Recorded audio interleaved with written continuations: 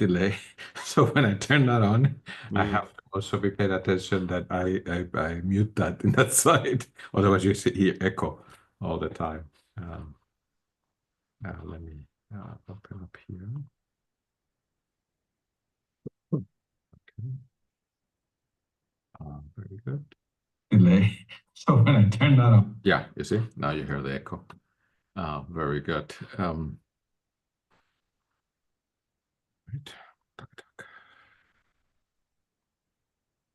You see that now, yeah?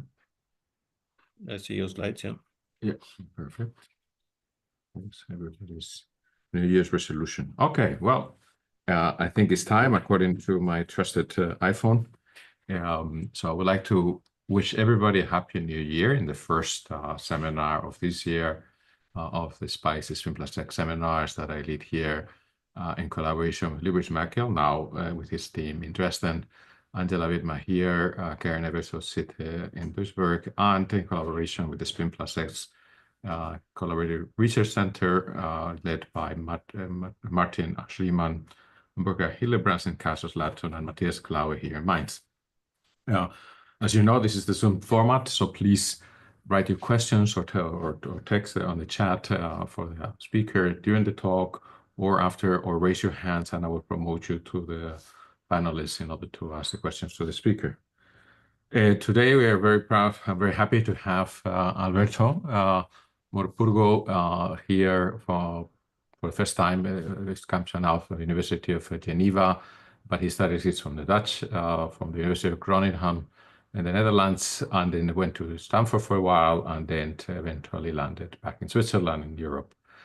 He is what I would term a Renaissance physicist, a condensed matter physicist, in the sense that I think looking at his portfolio, he has had impact in many, many broad aspects based on primarily mesoscopic physics, but extremely broad within that realm that encompasses superconductivity, transport, 3-5 laser structures, 2D materials, organic semiconductors, you name it.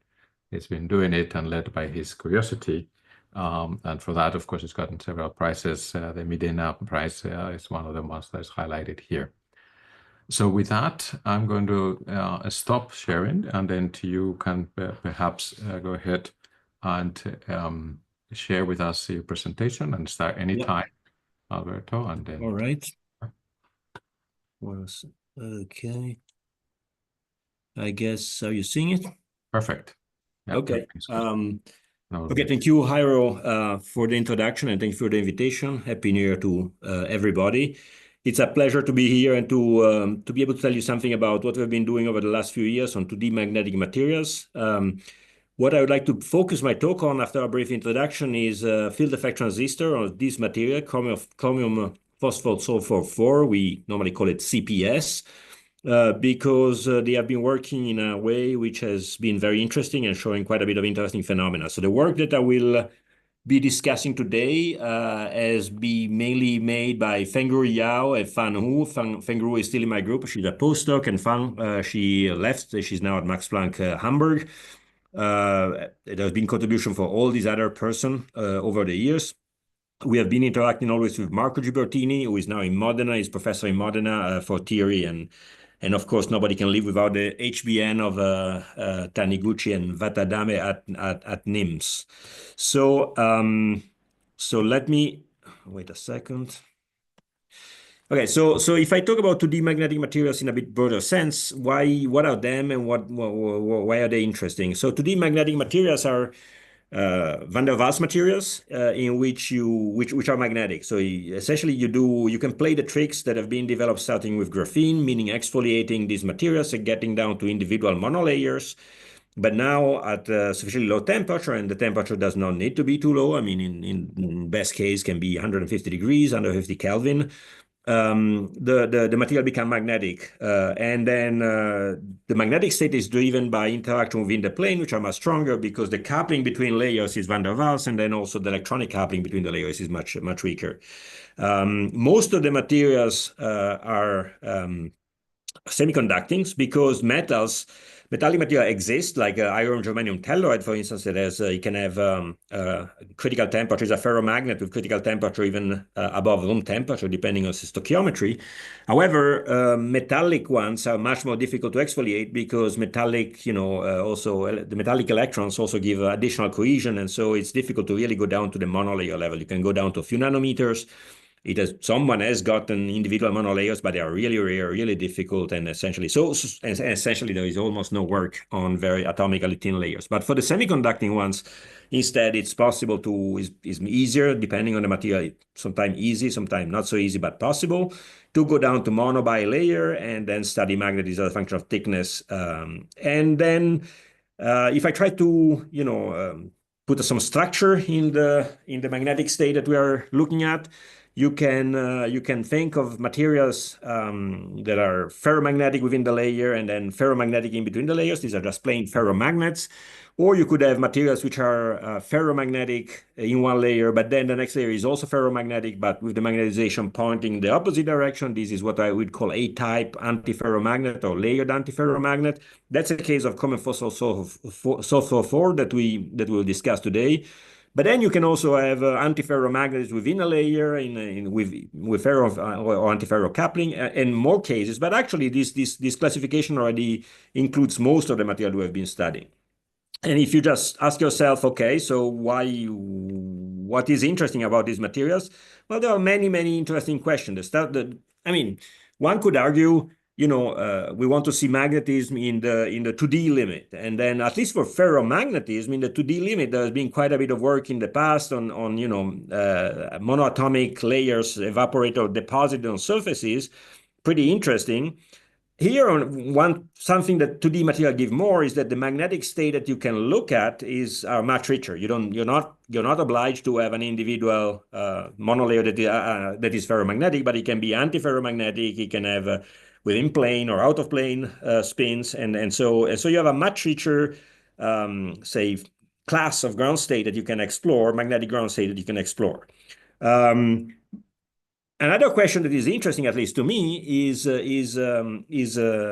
how do you probe this magnetic state? Because when you go to individual monolayers, the amount of material you have is so small that you cannot use the technique that are normally used. You obviously cannot do neutron scattering.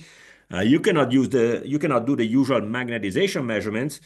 What is typically done is magneto-optical studies, and those are interesting. But it's pretty powerful and say technically maybe the easiest because you don't have to put contacts, you don't have to make complex devices.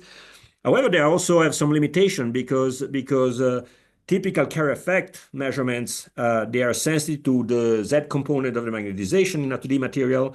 And if your material has no, net magnetization out of plane, then you cannot study them with you cannot study the material with Kerr effect measurements. For instance, if you have a monolayer antiferromagnetic, it basically couples to almost nothing, and then it's not easy to know how you can study it.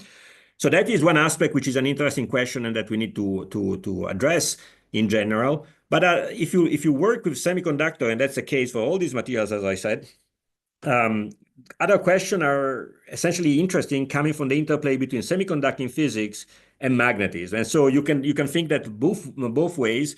You can think of, can you use the typical tools that you use with semiconductors to, for instance, control the magnetic state? So field effect transistor, accumulating charge, creating non-equilibrium. Can you use that to control the magnetic states? Or vice versa, can you use the magnetic state to tune some of the typical property that you have in a semiconductor? And from that, there might be different type of electronic functionality that can emerge. And so this is what we have broadly in the back of our minds when we study these materials. And for what we do is essentially transport. And what we'll talk about today is transistor. That's what we wanted to do from the beginning. We've been working on this for a few years by now. But transistors are already one step up in terms of complication. And in fact, when we start to work on these materials, on things like chromium iodine 3, for instance, we tried to do transistor, and essentially they did not work. And they did not work because these materials, or some of these materials, like chromium iodine 3 or the chromium trihalides, have very narrow bands. And when you have very narrow bands, you put electron in them, but they get localized by many different mechanisms. Disorder is very effective in narrow bands to localize electrons. So you can put the electrons, they don't move, you don't see any current. Or interactions, if you have very narrow bands, you can get correlated states which are insulating. So what we did at the beginning, and I'll just say a few words about that because it's actually quite interesting. What we did at the beginning when the transistor did not work to study magnetism, we used these materials essentially as tunnel barrier, and we just look at tunneling transport from one graphene strip to the other, tunneling across the magnetic material, and then look at tunneling magnetoconductance as a function of temperature and magnetic field. And from that, you extract an enormous amount of information. We studied maybe 10 different materials, and it was much richer than we expected what we can get out of these kind of measurements. Again, these are interesting, but if you are able to make transistors, you have even much more flexibility because you can accumulate charge with a gate. So this is the scheme that I show here on the right. You can have a source and a drain contact. Your gate, typically our gate is a doped silicon layer with a silicon oxide on top. We always encapsulate this material in HBN because often they are very sensitive. And then if you apply a gate voltage, so a voltage between your gate and one of the graphene strip, you can accumulate charge at the interface between the insulator and the magnetic material, and then look at transport from one contact to the other. And then if you do that, you can change the density of charge carriers. You have more tools. And as we'll see, you can also do, for instance, double-gated device to control the perpendicular electric field and play more tricks. So most of the talk would be about this, but before that, just one slide about tunneling transport, just to show you what the kind of thing you can do or you can see if you measure tunneling transport. If you use these semiconducting material as tunnel barriers. So here you see three different compounds, chromium 3, which is a layered antiferromagnet with a strong anisotropy, so it's a sort of a uniaxial. The spin really want to be perpendicular to the plane. To put it in the plane, it costs a lot of energy. Manganese phosphor sulfur 3, which is an intralayer antiferromagnet. As I was saying before, there are not many techniques that couple to magnetism when you have a small flake of an intralayer antiferromagnet. And then chromium 3, which is a ferromagnet, at least in its thermodynamically stable phase. So what I show you here in the three cases are measurements of the magnetoconductance or magnetoresistance. In fact, the first two is magnetoresistance, the last one is magnetoconductance, as a function of temperature and magnetic field. And you see very sharp changes. And it turns out that these sharp changes are basically the boundary between different phases. So what you see on the left are the spin flips of the individual layers in chromium 3. You have two transitions, one at certain field, about 1 Tesla, for instance, here, and the other one about twice that field, because in a layered antiferromagnet with strong anisotropic, you have to switch the inner layers, and we're talking in this case about a multi-layer, which is maybe 10 layers. So the inner layers, they switch at certain field, and the outer layer, they switch at the inner layers, they switch at a certain field, say 2 Tesla. The inner layer, they switch at half the field because the outer layer, they switch at half that field because they have only one neighboring layer that give you exchange interaction. So the magnetic field has to compete only with the exchange interaction of one neighboring layer. If I look at in the center, you see manganese phosphor sulfur 3, you see the magnetoconductance with a very sharp transition. And it turns out that this transition is the spin flap transition in this material. What you see, the orange dots are the spin flap transition measured maybe 25 years earlier by Goossens et al. By magnetization measurements, and you see that the onset of magnetoresistance if you have a relatively thick multilayer. This is a 5-6 layer multilayer. The onset of magnetoconductance is really reproducing the boundary between the antiferromagnetic and the spin flap phase. And finally, on the right, you see a ferromagnets where again, another interesting question here is that since you see the phase boundary, what would you see in a ferromagnet where you have an isolated critical point, not really a boundary? And you see that there is very little magnetoconductance at low temperature because the spins are all already aligned, so the magnetic field doesn't do much. But when you get close to the critical temperature, you see a fairly large magnetoconductance, and then the closer the temperature is to Tc, the less is the magnetic field you need to apply to see magnetoconductance, because essentially you see the divergence of the magnetic susceptibility. So without going into more details, these measurements show that just with magnetotransport, you're able to probe all the different magnetic states, like a layered antiferromagnet, an intralayered antiferromagnet, or a ferromagnet, and that the results are clearly very different in terms of response, which means it's unambiguous to know what magnetic state you have from these transport measurements. And I could, show you data from a bunch of other compounds, and each one give a fairly unambiguous information about magnetism. And so that's why we spent quite a bit of time at the beginning while we were trying to figure out how to make transistor. And figuring out how to make transistors, as I said earlier, is essentially corresponds to finding materials with a larger bandwidth. So the material I just showed you, they typically have bandwidths that are maybe 100 millivolt or at most a couple of 100 millivolts. And that is really pretty narrow, meaning any disorder can easily localize charge carriers. And eventually we kept on looking at the literature and at databases to find for material with larger bandwidths, and we found a few of them. So in chromium phosphorus 4, these are band structural calculation from Marco Gibertini. The bandwidth is a bit more than 1 eV. And 1 EV is not so bad. 1 EV is start to become close to the bandwidth you have in transition metal dechalcogenides in stuff like tungsten diselenide, which acts well as semiconductor. So we should expect that when we have a material with this sort of bandwidth, then it hopefully should be like semiconductor. From the point of view of semiconductor physics, it should be not too strange, the material. So that's a good candidate to look at the interplay between magnetism and semiconducting processes. So what you see here is basically the band structure calculations. If you have a bilayer,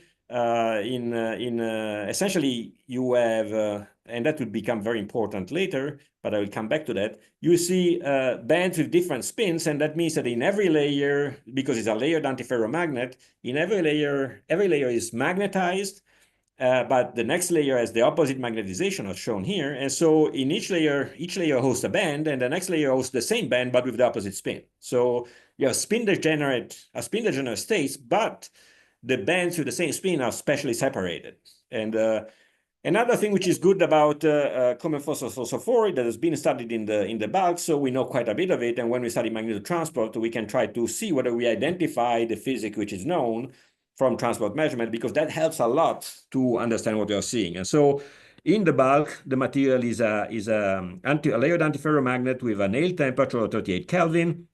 It has a spin flip transition between 7 and 8 Tesla, depends a bit on doping and quality of crystals, and a spin flip transition about between 0.6 and 0.9 Tesla, again, depending on the quality of the material. So this all is known. What we cared about was to try to make transistors, and the idea is, I mean, the structure of the device we make is shown here. We have, again, a doped silicon substrate with a thin silicon oxide layer. And then we put HBN layers, typically is maybe 5 to 10 nanometer in thickness, maybe 20 nanometer the thickest we have. We use some graphene strip or graphite multi-layer graphene strips as contacts. We have been doing, in few cases, multi-terminal measurements, but they're complicated to make. So most of the measurements I'll show you today, in fact, all the measurements I'll show you today are in two-terminal measurements. And then we have a chromium a layer of chromium of CPS here, which is the semiconductor, the magnetic semiconductor that we use to look at transport. And I'll initially start to show you data on relatively thick layers, like 10 layer or 15 layers. I'll spend quite a bit of the talk on bilayer devices. And in fact, in the bilayer devices, we'll have a double gate. So we'll also have a gate on top. And then if time allows, I will also tell you something about monolayer transistors. And the data here show that the transistor, at least at room temperature, it works more or less as it should. You change the gate voltage, the conductance increase approximately linearly. It's not fully linear because there is a bit of contact resistance. In fact, you need to apply quite a bit of bias to decrease the contact resistance. The threshold voltage is almost zero. The threshold voltage, and that will be also important later, is essentially in a semiconductor, is the voltage you need to apply to the gate to bring the Fermi level at the bottom of the conduction band. So strictly, if you would have a perfect semiconductor with no defect states, when the Fermi and at zero temperature, when the Fermi level is in the gap, there is no conduction. then you bring the Fermi level at the thresholds. You just bring it at the onset of the conduction band, and from that moment on, you have conduction. And so you see that means that this is actually unintentionally though, because as a semiconductor, if you'd be intrinsic, the Fermi level should be in the center of the gap, and you need to apply quite a bit of gate voltage. Instead, here at 0 gate voltage is basically already conducting almost. And here shows that as we go down to low temperature, we can still measure transport down to the lowest temperature. We measure this down to 250 millikelvin. We see clearly the T-nail. T-nail leads to this increase in conductance. And now in this device, this was one of the earliest devices, we have that at low temperature, the conductance is going down again. That is an effect of disorder. But in fact, in most devices now, the conductance starts to increase below T-nail, and then it just keep on increasing and saturates at low temperature. From the point of view of transport, you see that the conductance in absolute, the square conductance of this material is fairly low compared to a normal semiconductor. I mean, in normal semiconductor, two-dimensional electron gases, if you have a square conductance which is well below the quantum of conductance, so well below, say, 25 coulomb per square, the material should Anderson localize, and at low temperature, you would see no transport. Here, you see no Anderson localization, and the reason probably is that you have so many magnetic excitation that they kill phase coherence, and then there is no interference that is which is the mechanism which leads to Anderson localization. So what is exactly the paradigm of transport in such a material is not really established. For us at the moment, we take it as a I guess in a first approximation, maybe one can consider it as a sort of a classical particle in some sense, meaning when I say classical means there is no quantum interference effects. Okay, so we can measure it, and we can measure down to low temperature. So the interesting thing is, what do we see when we go below T-nail and we measure magnetotransport? And I'll go through this slide fairly rapidly because I will spend more time on similar measurements in the bilayer later. But what you see is that there is the magnetoconductance, and the magnetoconductance can be really pretty large. I think the largest we see is even a factor of 100 almost, and I'll come back to why it can be so large in a moment.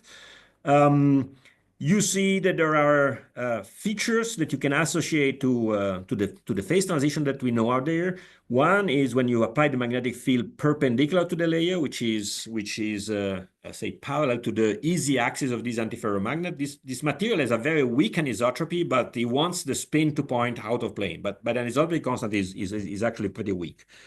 So when the magnetic field is perpendicular to the layer, you see a spin flop transition at about a bit 0.6 or 0.7 Tesla, depending again on electron density and other things. I'll come back to that.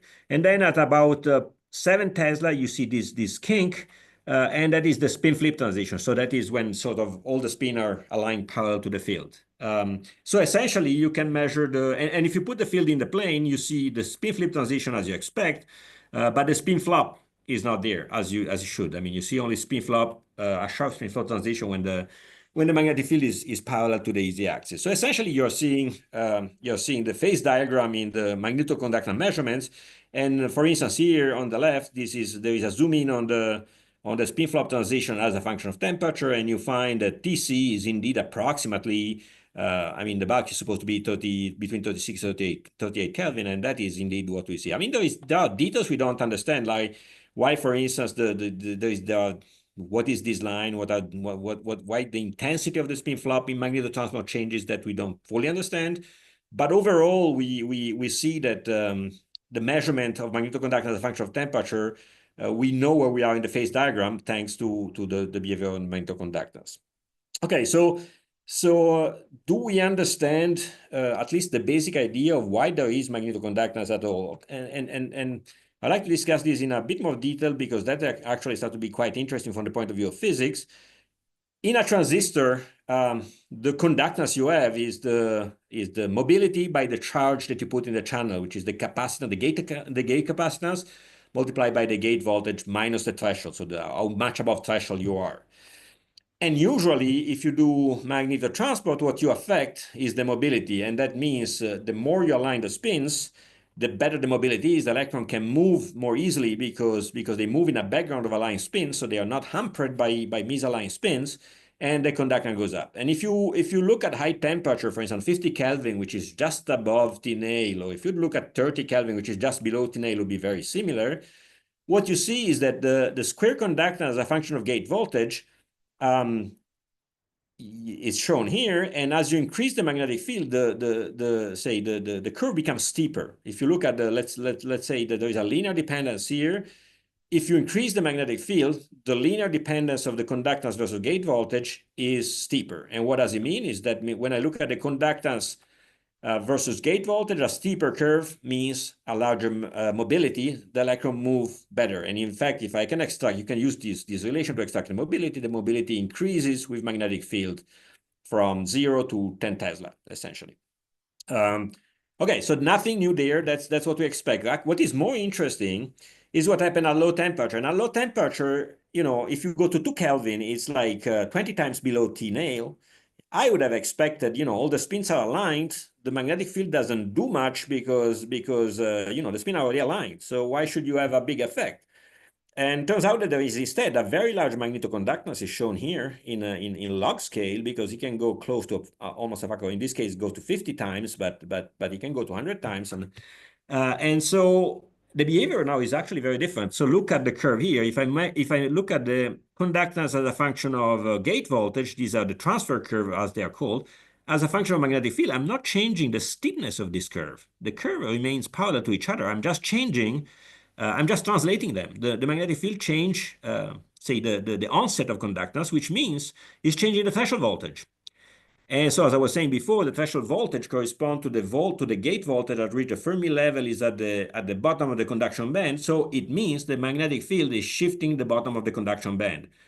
And since we know the magnetic field is changing the magnetic state, so this means that the magnetic field is affecting the magnetic states, which is changing the conduction band. So we are seeing the changing conduction band due to the changing magnetic state. In fact, we can shift all this curve on top of each other so that it collapses, and we have the mobility, which is shown here, is the same because the curve collapses. The slope doesn't change. What changes is the threshold voltage, and we have that all the magnetoconductance is coming from the threshold voltage versus magnetic field.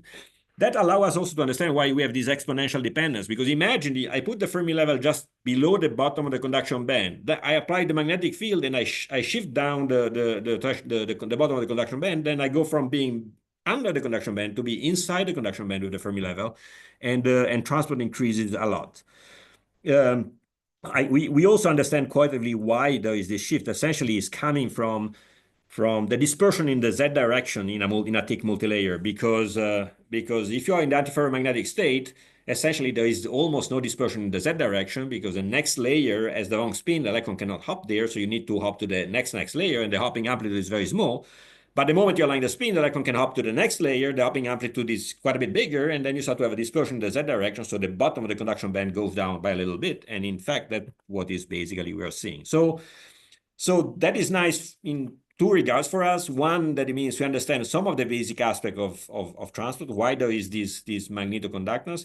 And two, it shows that the magnetic state is coupled to the band structure, which is something actually very nice when you look at semiconductors, because that gives you some handle on how you can play with things. After we understood all this, we said, okay, look, it sounds like that we will be able to make thinner layers that could be very interesting physics. And we spent quite a bit of time working on double-gated bilayer CPS transistors. And I show you the idea here. So essentially, this is a structure here on the left. Now, instead of having a thick multi-layer, we have a double layer only, so 2 layers of CPS.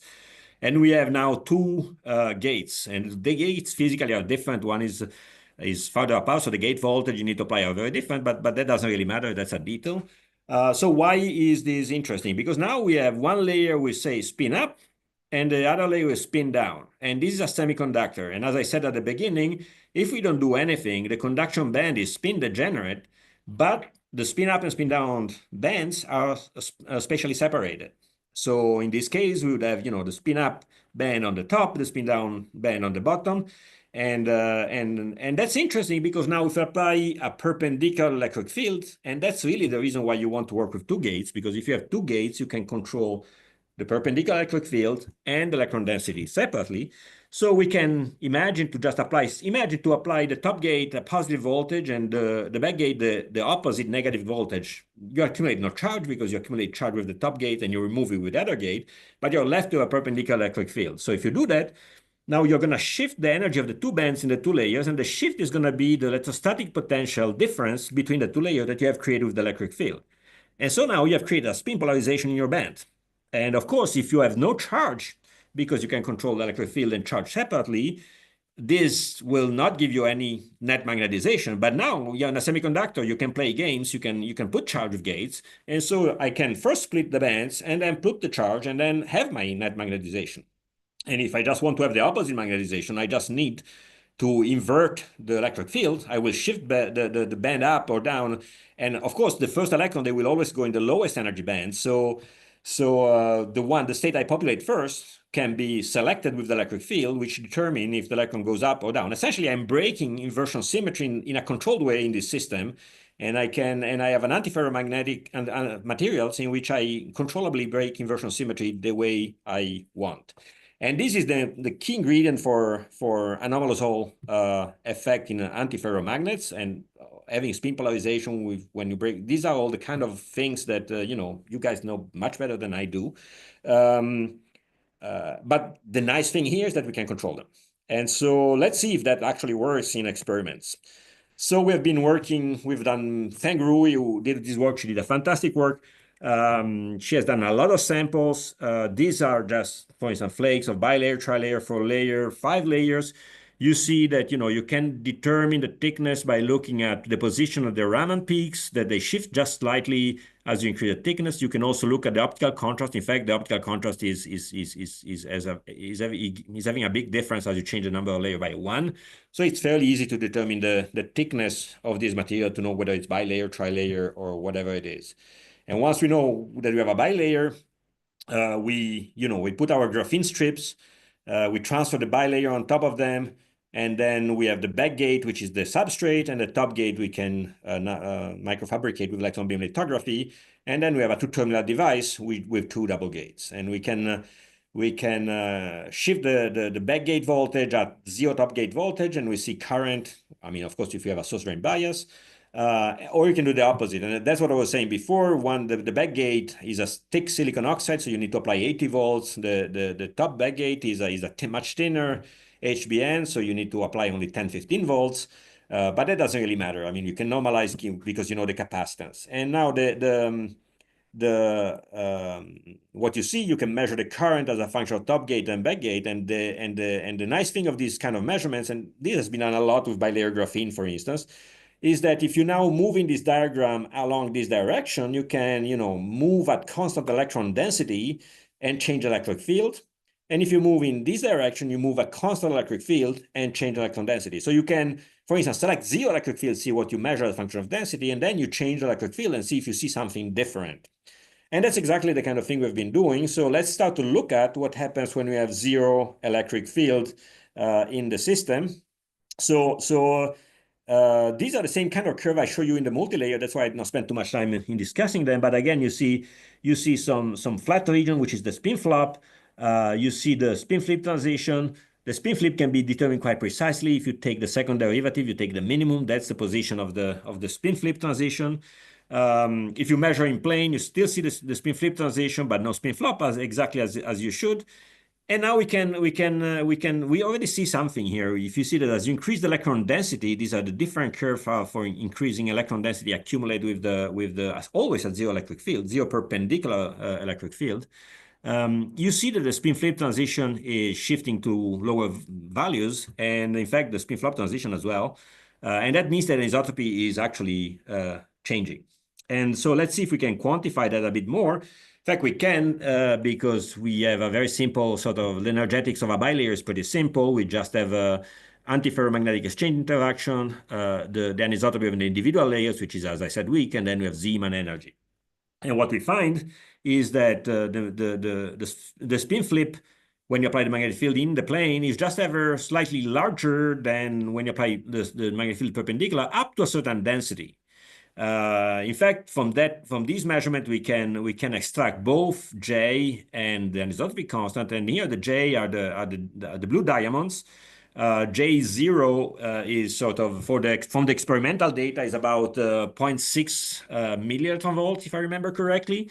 And these orange diamonds are the ab initio calculation, where I think in absolute terms are off by a factor of 2, meaning the absolute value of J ab initio is close, is a factor of 2 off, but it has the same trend. But is in absolute terms is slightly off. And you see already the J in this density range changed by a factor of 2, which is not a small effect. But what is more interesting is that K, the magnetic anisotropy, it decreases and essentially actually vanishes, meaning what actually really means is a change in sign. So the system start to have the magnetization in the plane, but with magnetotransport measurement of this type, we do not see that. We only see that the spin flip for magnetic field in the plane and perpendicular to the planes coincide at this density. So we can change the magnetic anisotropy completely in this system and bring it from out of plane, easy axis, to easy plane, at a density that we can access with the gate voltage. So that's actually pretty neat. Okay, so this all was at 0 perpendicular electric field, but the more interesting physics happens when you start to apply a perpendicular electric field. And how does that work? I mean, the idea is the following. I mean, I told you that we have two bands. I mean, the two spin split bands are localized in the different layers. And now, as I discussed before, if we apply an electric field, if you have 0 electric field, the 2 layers are degenerate, and when I put charge, the charge will go in both layers at the same time, and there will be as many electrons spin up and spin down. And if I apply a magnetic field, the energy will not change of the 2 states. And 2 states correspond to having the bottom layer is spin down or the bottom layer is spin up. And again, if I have 0 electric field, the electron will go in both layers, and so no matter what I do, essentially the system is time reversal symmetric, if you wish. Or I mean, the product of inversion symmetry by time reversal is a good symmetry, and it behaves as if it was time reversal symmetric. But then when I apply an electric field with a certain polarity, I select preferentially which layer the electron will go in, and then they will go in for instance, the layer here in state A. And this state has the spin pointing down. So for negative magnetic field, if I now apply a magnetic field for negative magnetic field, this state will have lower energy than the other state. But when I sweep the magnetic field and I pass across 0, then this is the opposite. So at some point, the system will want to make a transition and go from state A to B. And I would expect if the conductances of the 2 layers or the 2 states are different, I should see hysteresis in the magnetoconductance. And so and this can be reversed if I just change the sign of the electric field. So yeah, if I now apply the magnetic field in the plane, no matter in which situation I have, I should see never hysteresis, because with the spins which are perpendicular to the layer, magnetic field in the plane does the state A and B always have the same energy. So now this is interesting because it's something we can measure and check, and we do see magnetoconductance hysteresis as we apply an electric field, and it changes as we change the sign of the electric field. And at 0 electric field, there is no hysteresis. And so that means that indeed we have these 2 states. We're able to switch from one to the others, and then we are sort of is an indication that we are spin polarizing our bands, and we can accumulate charge in one of the bands with a spin polarized charge carrier. And now if I put the magnetic field in the plane, as I said before, the states have always the same energy, so no hysteresis. So this seems to suggest that the picture we have of these materials, and then the fact with the perpendicular electric field we break inversion symmetry and we create this spin polarization seem to be correct. So let's see if we can say something more about that. So let's look at the magnitude of the hysteresis in the magnetoconductance, which is the magnetoconductance that we measure when we sweep up minus the magnetoconductance when we measure when we sweep down. So, and we measure that for different perpendicular electric field. And when the electric field is very small, we said that there is no hysteresis, so the signal is 0. And as we increase the electric field, we see that the hysteresis increases in size. And it's interesting to look at how the increase goes, and what we see, in fact, it increases and then it saturates. And now if you do the same measurement for different electron density, for smaller electron density, it saturates earlier than for larger electron density. Okay, that makes a lot of sense if we start to think that what we are doing when we increase the electric field, we start to at zero electric field, these two bands here are degenerate, but then as we increase the electric field, we shift this band up, and that's why we start to have these hysteresis. They have the two states which are not degenerate anymore, the state A and state B, that are not degenerate anymore. But at some point, when the energy difference, the spin splitting, is bigger than the Fermi energy, which is determined by the density of electron I accumulate, then nothing changes anymore. And that's why things saturate. And this is consistent with the fact that if I put more electron density, I need to put a larger electric field to reach this saturation. And in fact, quantitatively, you can try to estimate, it's not super precise, but better than a factor of 2, we can estimate the Fermi level because we know what is the effective mass from ab initio calculation, and we can estimate the potential difference between the two layers. That is not super precise because you need to take into account screening, and to do it precisely is difficult. But within better than a factor of 2, essentially, we get that this value of electric field correspond to the one which create a potential difference such that the potential difference is bigger than the Fermi energy. That is, the potential difference equal to the Fermi energy correspond to the onset of saturation in the magnetoconductance. So ideally, in an ideal world, and the real world is, of course, not ideal, past this point, we have the electron only one band, and supposedly this should be, 100% spin polarized. Then, of course, there are defects and there is more complicated things, but this is a good platform to start to look for a system which has a very, very large spin polarization. Let's look at what happens if we start to have not only a bilayer and we start to look at thicker layers. In thicker layers, the physics of a spin-flop transition is interesting in itself. We have shown that before in common chlorine 3. Here we see the same physics from the point of view of just, a phase transition or magnetic transition. So the spin-flop transition is the following, and maybe I should have shown this earlier, but you have an antiferromagnetic state which has some anisotropy. So the spin want to point, for instance, in this direction. You apply a magnetic field, and if the anisotropy is weak, what the spin prefer to do at finite magnetic field is to flop in the direction perpendicular to the field so that they can start to cant and gain energy from the canting, gain Zeeman energy from the canting. So because if the magnetic anisotropy energy is small, that doesn't cost too much energy, and so you can gain more energy from Zeeman than what you lose from magnetic anisotropy. And at some finite magnetic field, this will happen. The magnetic field is given by this expression. If K is very small, this can be a pretty small magnetic field, and that's why in a bilayer this happens at about 0.8 or 0.6 Tesla. But now, if you have, and that's true in the bulk, like if you have a bulk material, that's what happens. But now, if you have a thin multilayer, so you have a finite size effect, you have even odd effect, because in an odd multilayer, you have an uncompensated layer, and you need to take into account that this layer has a finite magnetization, and which want to point along the field. And so you have to take that into account in the energetic balance. And so before you flop, before it's convenient to flop, you also need to, account for the Zeeman energy of this uncompensated layer. But the energy gain from flopping is quadratic in the field, then the energy gain of this layer, or the energy lost by having this layer flop, is linear. So at sufficiently high field, there will still be a spin-flop transition. But the spin-flop transition in odd layer is substantially higher than in even layer. And that's exactly what we see here. This is a bilayer, tri-layer, quite a bit larger, 4-layer, 5-layer, quite a bit larger. So we are seeing the even-odd transition in the spin-flop. Again, we saw it before in common chlorine 3. Other people have seen it in other materials as well.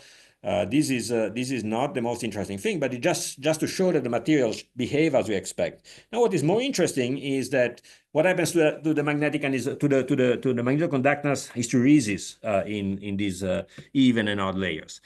Now, if you have an even layer, I just discussed it. This is the magnetoconductance hysteresis.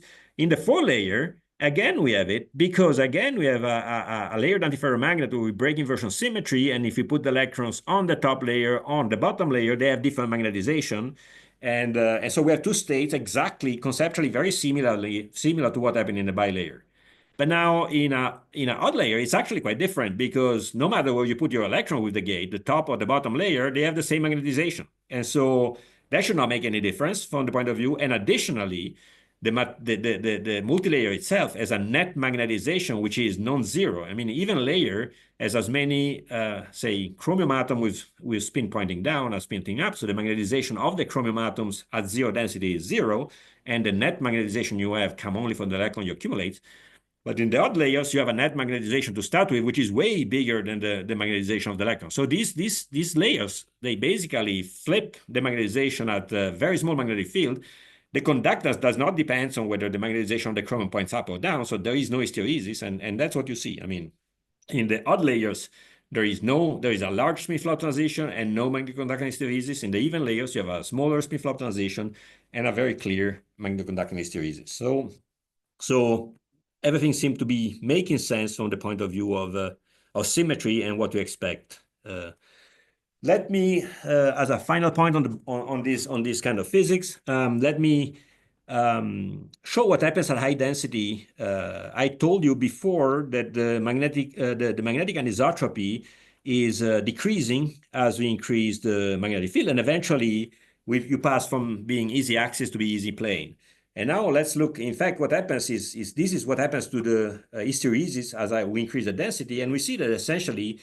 So this is the magnetoconductance, and the hysteresis is just the difference between up and down, and there's a color plot here. And essentially, the hysteresis disappears at about the same density where the magnetic anisotropy disappears or changes sign. And this is summarized in this plot where the coercive field, which is the switching field, goes to zero pretty much just like K goes to zero. So and that again is consistent with our idea that you have the state A and state B, which have different energy only in a perpendicular field because of the Zeeman energy. But then at high density, the spin is starting to be in the plane, and so you don't have different energy anymore. So this is a pretty consistent picture. And I think that's the last thing I wanted to. Okay, so this is the conclusion of the part on multi and bilayer. Which shows that we have with perpendicular electric field we can break inversion symmetry and we can create a spin polarization and conduction band, which in principle could be 100% if we would have a very clean semiconducting material. And this is, I mean, a gate switchable antiferromagnetic spintronics kind of platform. At high density, we can control the magnetic state. So I can stop here, or if you care, I can say a few more things about monolayers. It's up to you. Depends on your maybe a couple of minutes about the monolayers will be nice. And the people, in the meantime, if you have questions, please write them on the Q&A or raise your hands, and I will be promoting people in the meantime in the next few minutes to come there. Okay, so I continue a bit shortly on the monolayer. That would be nice. All right. Okay. Okay, so a glimpse of monolayer transistor. So it's the same thing. We remove one layer, we get a single monolayer, but now we pass from a basically antiferromagnet to a ferromagnet. And this goes along the way of, can we realize gate-induced half metal? That is one of the questions. And again, we see that the magnetoconductance increase below a temperature more or less as we expect. And then the question is, how do we define the critical temperature? I'll come back to that in a moment. But the effect is not small. You see an increase in magnetoconductance factor of 10. So yes, there is magnetism kicking in. And let's see if we understand a bit more, because there is something strange that, I mean, we don't fully understand this stuff. So, and the part on bilayer has just been accepted on Nature Nanotechnology, but this stuff is we still have to write it up. So it's sort of okay. So if I look at the magnetoconductance as a function of magnetic field and temperature, I see the kind of side lobes that I showed you before for tunneling magnetoconductance in chromobromine 3.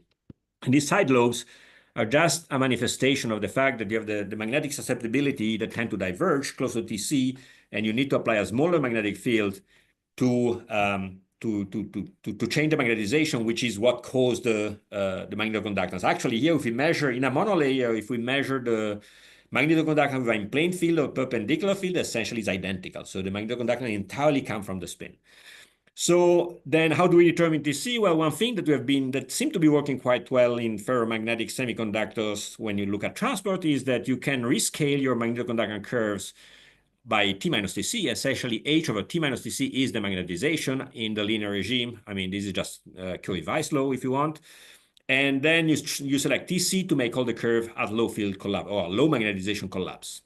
And if you do that, we find TC 24 Kelvin, which is pretty much what some people had been able to sort out by Kerr measurement on an individual monolayer. And I mean, I'm going fast here, but we've done this kind of tricks on a few other materials, and they seem to be working pretty nicely. Sorry, we lost you. We lost you for a second too. Can you repeat? Yeah. So I was saying that that's a way we try to determine TC is by scaling these magnetoconductance curves by plotting them not as a function of field, but as a function of field over T minus TC, which is essentially the magnetization in the linear regime according to Curie-Weiss law. So the magnetoconductance depend on magnetization, at least close to TC, and in some cases even in a much bigger range.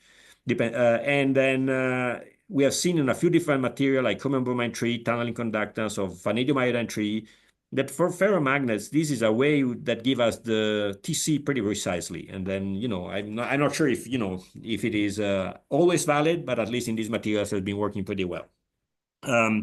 And so that we know that we have essentially from this color plot and this analysis, we can say, okay, yes, really it seems that we have a transition to a ferromagnetic state with TC, which is 24 Kelvin. And 24 Kelvin is close to what people had earlier seen by magneto-optical Kerr effect measurements in monolayers. Okay, now just a very fast comparison. I showed you before thick multilayers where at low temperature, when we have a very big magnetoconductance, and then a magnetoconductance that has essentially the mobility doesn't depend on the field, we just shift the threshold voltage. Now the monolayer is very different. The threshold voltage doesn't depend on the field, and that we understand, because I mean, again, the band structure doesn't change the monolayer when applied magnetic field. The band structure changes in multilayer because of the, as I said before, the vertical dispersion. But the thing which is most striking and that we find extremely interesting is that even at 10 Tesla, the magnetoconductance has not saturated. And, we are here at 250 millikelvin. I think this data at 250 millikelvin, even if it goes 2 Kelvin, is still way much lower, way below TC. 10 Tesla, this stuff should be a spontaneous ferromagnet, should be saturated way before that. And instead, even at 10 Tesla, is not yet saturated. And that's what we have been trying to understand quite a bit. And as we don't have a final answer, I think we're getting close to having a good out of the final answer, but we don't have a final answer yet. But if you look at this magnetoconductance, okay, this is the conductance, this is the magnetoconductance as a function of temperature. You see, even at 300 millikelvin, which is 100 times below TC, you still have a factor of 2 magnetoconductance. What is most interesting, if then now we plot the magnetoconductance versus magnetic field, and now we have even better data. This data low field are not so good, but now we have data even, it's basically a power law. This is a log-log scale, it's a power law with exponent about 0.75. And so this is essentially the field and temperature dependence of the magnetoconductance. And the question is, why is a power law? And now we start to understand that, and I will not go into all details, because all details, there is quite a bit of still things that we are checking. But if we do a very simple model for the magnetization. So, I mean, one thing that we have learned, and also that, I don't know if it is very general or if at least it is general enough to be valid in this case, that the magnetoconductance is a good proxy for the magnetization. So magnetoconductance in these systems has zero orbital effect normally, and it's only coming from what happens to the spins. So that's not so strange. That is a good indication of magnetization. But if we collaborating with Thierry Jean-Marquis and one of his students, Lorenzo Gotta, they start to put antiferromagnetic impurities or antiferromagnetic bonds in a ferromagnetic matrix and calculate at the mean field level, so in a random way, and calculate the magnetization of this system at a mean field level. And obviously mean field in bilayer in a 2D might not be fantastic, but you need to start somewhere. And so what we see is that eventually the behavior is very similar. And if you plot in a log-log scale these kind of calculations, you also get a power law. And then so the question of why is power law, that we are still not understanding. I mean, there must be power law normally means something fairly deep theoretically, I guess. And so the deep aspect, I think we don't fully understand, but at least the modeling seems to show that we certainly have defects with antiferromagnetic coupling. I think we have an idea why that is. There is ab initio calculation showing that if we take this material and we just stretch lattice constant by 6%, it becomes an intra-layer antiferromagnet. And now 6% is a big stretch, so we certainly don't do that. But if you have vacancies, you remove atoms, strain locally can be very big. So we expect to have quite a bit of antiferromagnetic bonds near structural defect like vacancies, and those are probably the microscopic origin of these antiferromagnetic couplings between chromium atoms that we can have.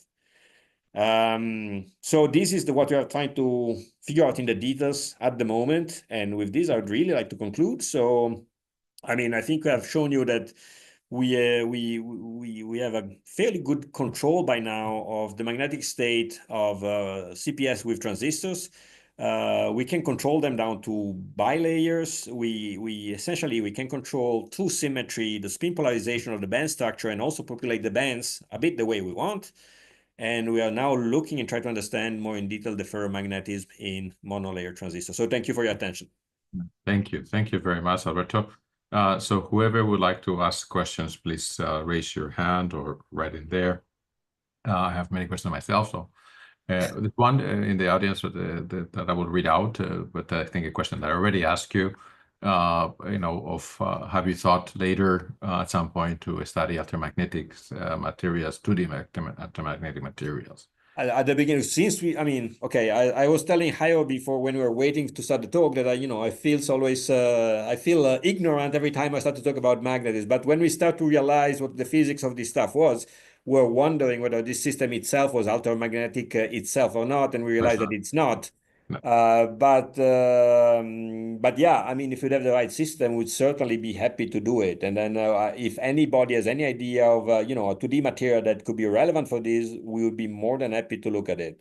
I could look at, well, you need an insulator with a good cap. That's the thing. We need okay, but all these are, right? I mean, these are semiconductors, and so I mean, the absolute gap of these material is not small. I think chromium timidite could actually be a solution, but that was actually, it's not a D wave, unfortunately. That's just actually the problem. Okay, so ideally a D wave would be the best one for you to actually play with. But let me ask some questions while I ask questions, maybe somebody else joins in. So I liked a lot. So in the bilayer systems, I guess you already answered a little bit on the multi-layer system, that as you decrease the layers, the dispersion dependence that you have on the conductance being affected strongly as you make it smaller would be less. Because it will just freezes the system. Yeah. Now it also showed that this transition that you're showing. And here I was thinking that it's more of a transition between an antiferromagnetic state, as you see like in the hysteresis, and a ferrimagnet, effectively. Because a ferrimagnet, in this case, you're making the two layers inequivalent, and then that's in that sense, yes, of a ferrimagnet that allows for a novel Todd effect. So I wouldn't, when I think of, and I'm also thinking antiferromagnets, I think of really zero net magnetization. Yes, you're right. So symmetry that would allow it. But in here, what I'm very, very curious is, if you thought about how you would, in here you have a wonderful opportunity, because it's really magnificent what you're doing, that you're, with electric field, you're really changing the whole magnetic state in a very strong way when you put it out of plane to this magnetization, this magnetic field, and then the inversion symmetry being broken. The dynamics themselves are going to change. I mean, you're going from very fast dynamics to slow dynamics, supposedly. Now, of course, you're doing transport, which is not really, you don't have a window to the dynamics. Is there a way that you would actually be able to explore, as you're doing this hysteresis, the dynamics? Can you have something that you can go from a terahertz dynamics to a gigahertz? Okay, I guess terahertz probably will not be, because anisotropy is pretty weak, so the gaps for the spin waves will not be huge, but still they should change a lot because you change anisotropy a lot. And I guess what one would need to do is, and I'm not expert of that, so I would be totally happy to collaborate with people. But also going from an antiferromagnet to the ferromagnet, you're going to have exchange enhancements that is going to be coming quite quickly. That would actually be quite interesting to see. Totally. I mean, I think what you need to do is basically microwave spectroscopy in a range which is even simpler than terahertz, because probably terahertz we don't get there with the energy scale we have. But so in the tens of gigahertz to tens to 100 gigahertz, I would expect there should be huge changes, and if one would be able to look at magnetic resonances of magnetic modes, they should depend a lot on electron density. Yeah. Yeah, I think I agree. This is actually, so let me, because I have more questions, so I may give you the window to some other people that I want to ask questions. So Patrick Patra, let me see if I can actually, Patrick Patra. I'm allowing you to speak. Maybe can you unmute yourself and ask the question, or should I ask the question for you? Hello? Do you Yeah. hear me? Oh, that's Hi. Nasima. So Nasima, go ahead and ask your Yes. question, and then we'll ask Patrick's question. Yeah. Okay. Go ahead, Nasima. Okay. Thank you for the talk. Yeah, for the Professor Morpurgo. Thank you for the talk. So I want us to talk about, to ask about the spin splitting in hysteresis. They said that it is due to the increasing of the electric field. Is that right for the hysteresis? Yeah, That, so I mean, when maybe. we have the spin splitting. Yeah. So I guess let me just check if we talk about the same thing. I guess you're talking about this energetic diagram, I guess. Yes, that when we break the degeneracy, it's due to the electric field that we increase, yeah? Yeah, so I mean, the electric field determines whether when you put electrons, I mean, you can control electric field and electron density separately. So you select a polarity of the electric field, and that will split the bands. So if you have, say, this configuration, then when you put the electron in the bottom layer, the electron will have a certain spin. Or if you are in this state, the electron will have the opposite spin. So then now when you apply the magnetic field, the two states have different energy. And one will be lower energy, the other one will be higher energy. So what is the energy difference? Where is the energy difference coming from? It's just the Zeeman energy of the electron that you accumulate, which has different spin direction depending on which layer you put them, or depending on the magnetization of the layer where you put them in. I'm not sure if that answers your questions. Yes, and another question is about the last slide about the monolayer. Yeah. When you compare the model with the experiment, is it true? Yeah, so I mean, I think compare model with experiment is maybe a bit of an overstatement, but essentially we try to start to understand I mean, we were really puzzled by what's the question maybe first? The first figure is about the model, and the second one is about the experiment, right? No. Okay, so the figure here, these are both models. This is the total magnetization in this calculation, and this is the change in magnetization, which is the same or the equivalent as like the total conductance and the changing and the magnetoconductance. So in a sense, this quantity here on the right, you should imagine it or think of it like the magnetoconductance, if you wish. So you should compare this plot on the right to, let me see, this plot to this plot here. So this is the actual measurement of magnetoconductance, and this is the calculation for the change in magnetization as so it's magnetization at finite field minus magnetization at zero field divided by magnetization at zero field. Yeah, I guess they have the same behavior. Okay, thank you for answering. Patrick, Patra, go ahead and ask your question. Can you ask it, or maybe I can? I think you're unmuted now, but maybe your microphone is not working. I'll ask you a question. So he is asking that during the initial slides at low temperatures, measurements, does the gating change the nail temperature, which I think effectively you showed that it was changing it by. Let's see. By moving the nail temperature, we look at it in the multi-layers, and in the multi-layers, we did see that it changes. Where is it? One sec. Here. Okay, so here, I think, or maybe here. Wait, I mean, so the temperature, so I did not focus on that because actually in the multi-layer, these are relatively thick multi-layers, like 10 or 15 layers. And then there is a change of T-nail with density, but because they are thick multi-layer, it's not so big. And then in the bilayer, we have not really looked very carefully at what happens close to T-nail because we are much more interested in this spin polarization, and then you see that better lower temperature. But there are effects close to T-nail, and there is an effect of density on T-nail, and we will be looking at it. So I mean, there is certainly an effect. We have seen it that in thick layer can be like maybe 1 Kelvin, and in thin layers there are bigger effects, and we still have to look at them in detail.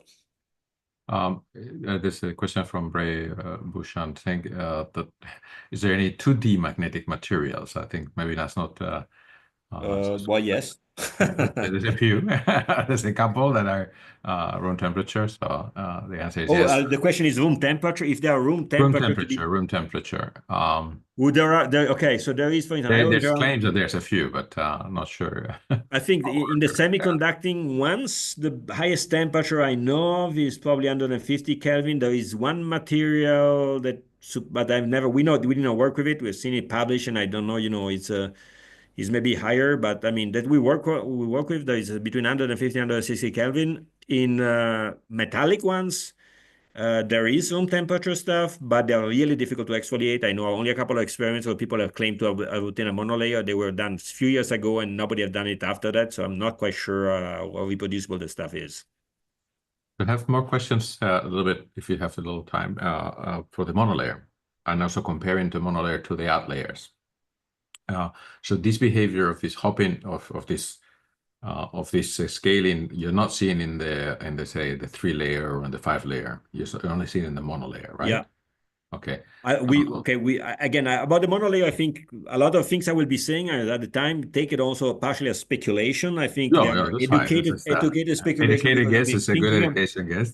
We have been thinking a lot about it, but I think that what is happening here, we have these antiferromagnetic defects which come from vacancies, and then now they create sort of a long tail of bonds which deviate from the ferromagnets because strain. Essentially, you have a vacancy that causes strain. The strain decays like power law, like 1/r², and that changes the antiferromagnetic the exchange interaction of a fairly large distance. Now, if you have a bilayer, though, you will have a vacancy in one layer, not in the other one. And the interlayer interaction over such a large distance will cost a lot of energy. And so it will probably make these defects much, much less effective. Exactly. But also, until the 3/4, of course, reminds me a little bit of percolation theory. I think that's why the effect on the conductor is so big, because you have a bunch of these defects which are long range, and then they will percolate and they will affect the conductance so much. Yes. I think the 3/4, that 3/4 scaling factor tends to be associated a lot with percolation theory. Okay. Tell me more about it. I did not realize it, or I did not know it. I remember that it was the percolation theory. There's where essentially if you make a disorder, which is equivalent to making, so right now it seems to be you have a metallic system, essentially it's essentially doped, which will still you have a conductance, but then as you create more and more disorder, you eventually will be insulating. But this is essentially from the perconduction network point of view of what they're doing. Maybe in their calculations, they could map it to a percolation model. Okay, and then that itself, I think, has. I don't take my brain, but there's this 3/4 does appear. Okay. In this Interesting. Model. I had not thought about that. I mean, we have been but of course, in there you have to look at whether it's hopping, not hopping. I have, you would have to analyze a little bit more the transport of what you have in there. So I think the nature of transport is a complicated business here. So we try to look at the conclusion that we can try to draw without depending too much on the transport model. Because the 3/4 is quite an important hint, I think. There's quite a few. Okay, good to hear. I had not realized that, so it's interesting. I will bring it up. Maybe fascinating, but I'm pretty sure that there was a 3/4 somewhere in there. But okay. 3/4 they don't appear randomly. A lot of it's from geometry, essentially triangle geometry that you end up having of the next near neighbors that allows you to hop. So, but anyway, great. I think we are. Let me stop the streaming at this moment, and thank you once again, and the 120 people that showed up today. All right. I think everybody.